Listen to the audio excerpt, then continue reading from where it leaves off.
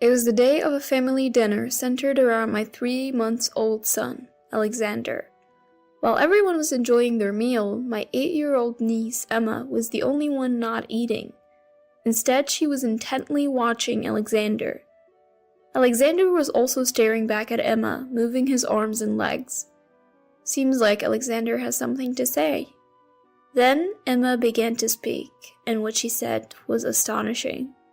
My husband Michael's face turned pale and his lips trembling. Michael had been called out on a secret he thought only he knew. Seeing this, I decided to expose Michael's truth right then and there. I'm Jessica, a 25-year-old housewife. I married Michael, who is 3 years older and works in an office 2 years ago. Despite the challenges of new motherhood, we were living a happy life as a family of 3. My sister Sophia and her husband live nearby. Ever since I was pregnant, Sophia has been a great help, often coming over to assist with chores and keep me company. One day, Sophia told me something unbelievable. Her 8-year-old daughter, Emma, my niece, apparently has a mysterious power. Sophia recounted an incident. When she and Emma were driving, Emma suddenly said, "We should take another route. There will be an accident if we go this way." Sophia didn't understand why Emma would say such a thing, especially when the road ahead looked clear. But Emma looked so serious that Sophia decided to change routes. The next day, we learned from the news that a major accident had occurred on the road they were initially going to take. Sophia was horrified to think what might have happened if she had ignored Emma's warning. There were other instances too, like when Emma predicted a burglary in the neighbor's house, which actually happened.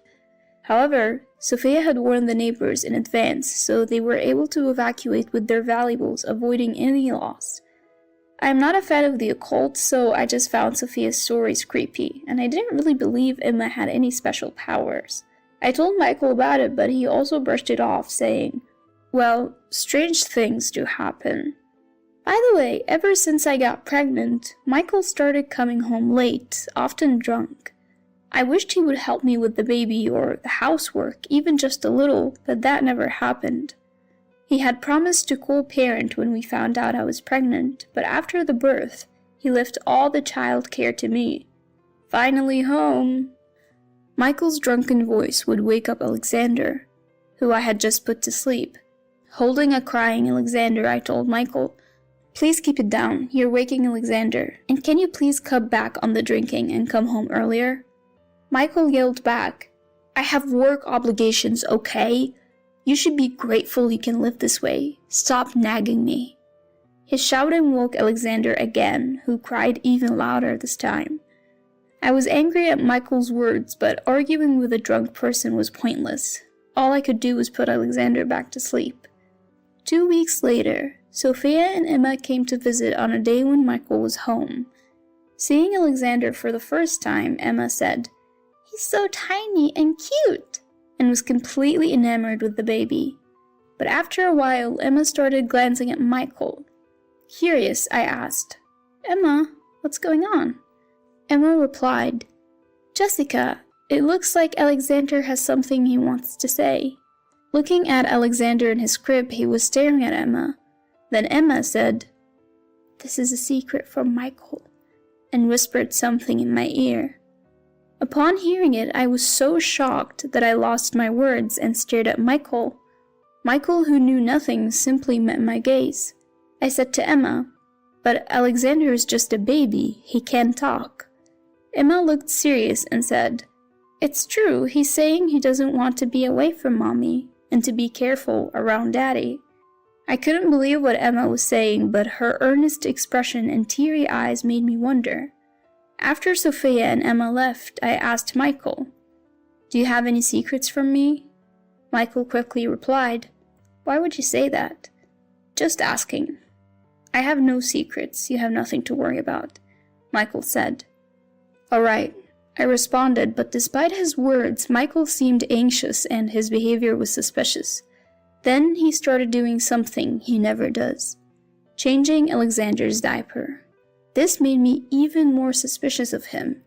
Is Michael hiding something from me? I couldn't get what Emma had said out of my mind, and I started to doubt Michael. The next day, after Michael left for work, Sophia and Emma suddenly showed up. Sophia apologized. Sorry for coming unannounced. Emma insisted on coming over. Emma's expression was dead serious. It's okay, don't apologize. Emma, welcome. Come on in. As I said this, Emma entered and lovingly gazed at Alexander, who was sleeping in his crib.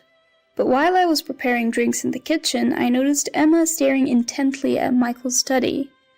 Emma, what's going on? I asked. Jessica, it's hidden here, Emma said, pointing at Michael's bookshelf. Upon closer inspection, I found a hidden diary and some documents tucked between the books. I had no idea Michael kept a diary, but curiosity got the better of me and I read it. The diary revealed a horrifying plan that Michael was secretly plotting. I couldn't believe he was capable of such thoughts. My hands were shaking and I thought maybe Emma's mysterious power was real. When I showed the diary to Sophia, she gripped my hand and said, It's okay, I'll protect you. Sophia then suggested, If you're worried, would it be okay if Emma and I come over when Michael is off work? Tears welled up in my eyes, and I felt reassured. Of course, Sophia, thank you. Emma looked up at us, concerned. I guess Emma's mysterious power was real. I'm sorry for doubting it before. Sophia smiled and said, I told you so, but it's good that we found out before anything serious happened. Thanks to Emma, right?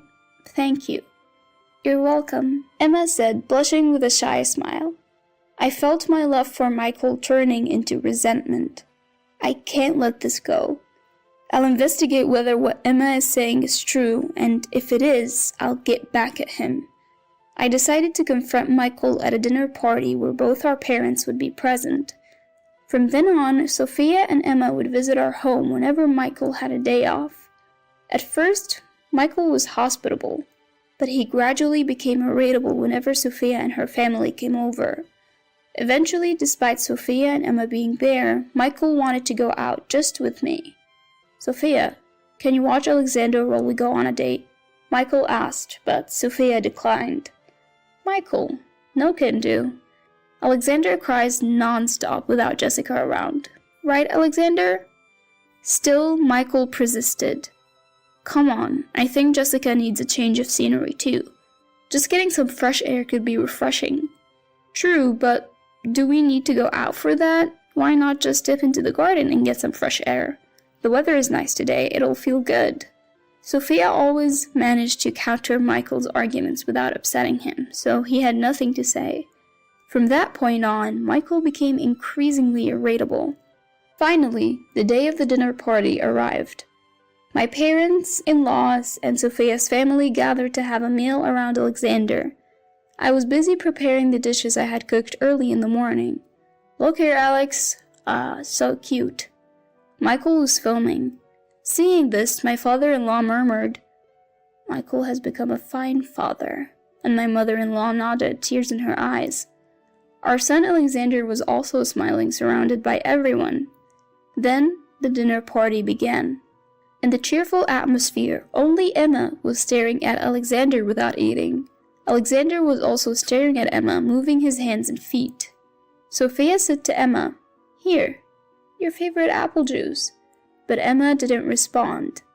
Just when I was wondering if Emma was sensing something again, she said to Michael, Do you love money more than Jessica? The room fell silent at Emma's words, and everyone froze, staring at her. Why would you say that, Emma? I asked. Because that's what Alexander is saying, Emma replied, pointing at him. I exchanged glances with Sophia, but everyone else was confused. Michael chuckled and said, Emma, Alexander can't talk yet. You shouldn't lie like that, lightly touching her head. Emma forcibly shook off his hand. It's not a lie. The baby says Daddy is trying to push Mommy from a high place to get money. You mean me? I would never do such a thing.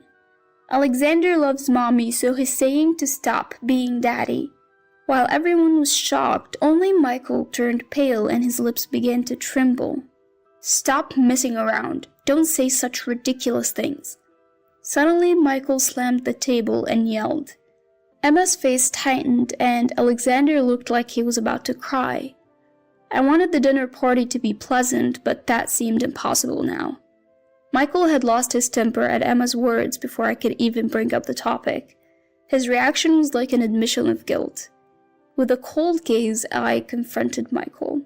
"So, you've been cozying up to a woman you met at a club and inflating company expenses, haven't you?" Michael looked flustered and said, "What are you talking about?" I thrust the diary I found on the bookshelf at him. "It's all written here. Are you planning to deny it? That's about a subordinate at work. I would never do something so stupid." Sweat was forming on Michael's forehead. "Reading someone's diary without permission is an invasion of privacy. I have no reason to be lectured by someone as low as you. What are you trying to say? Still playing dumb? You hatched a terrible plan to fix things before getting caught for embezzling, didn't you?" I opened the diary to the page detailing the criminal plan and shoved it in his face, but Michael looked away. "What is this? These are notes for a novel I thought of writing. Besides, a diary isn't evidence." "Really? Then what do you say to this?" I pulled out some documents. "You know what this is, right?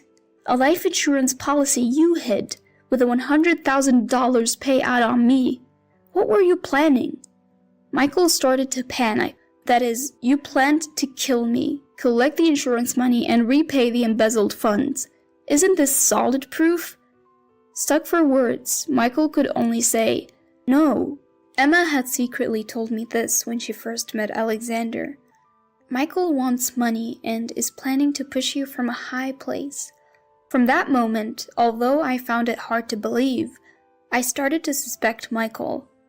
Both sets of parents were frozen in shock. Cornered, Michael had nothing to say and hung his head, but then suddenly fell to his knees, clinging to my leg. "Jessica, I'm sorry. Please pay back the money I used." "Why should I?" Michael looked like he was about to cry.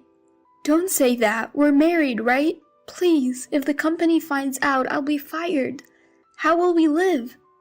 Michael had trivialized my life for his own benefit. I deeply regretted ever being with such a person. I peeled off the clinging Michael and said, "I can't be married to someone as horrifying as you. It's bad for Alexander too, so let's get a divorce." I then thrust a pre-filled divorce application at him. I also demanded a $20,000 settlement and $500 a month in child support. "No way! Alexander is still young. Paying that much money forever is a joke." "Stop arguing and sign the divorce papers already."